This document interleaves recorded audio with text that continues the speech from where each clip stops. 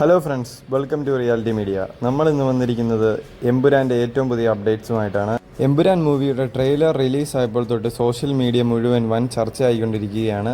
കാരണം ഒന്നാമത് തന്നെ അത് റിലീസായ ടൈം തന്നെ എല്ലാവരും വളരെയധികം ശ്രദ്ധിച്ചിരിക്കുകയാണ്. കാരണം 1:08 AM ഈ മൂവിയുടെ ട്രെയിലർ യൂട്യൂബിൽ റിലീസായിട്ടുള്ളത്. 1:08 AM എന്ന് പറയുന്ന സമയത്താണ് ഇല്ലുമിനാറ്റിയുടെ ഫൗണ്ടറായിട്ടുള്ള ആദം വെയ്സ്പോർട്ടിൻ്റെ ജനന സമയം.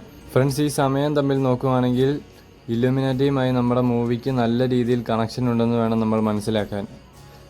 ഓൾറെഡി പൃഥ്വിരാജ് ഇല്ലുമിനാറ്റി ആണെന്നാണ് സോഷ്യൽ മീഡിയ മുഴുവനായി പറയുന്നത്.